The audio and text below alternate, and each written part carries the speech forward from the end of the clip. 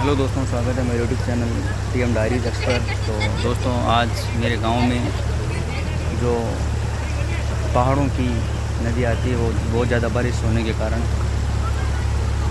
गांव में पानी पानी हो गया है। ये देख सकते हैं आप कैसे लोग निकल रहे हैं, चारों तरफ पानी पानी हो गया।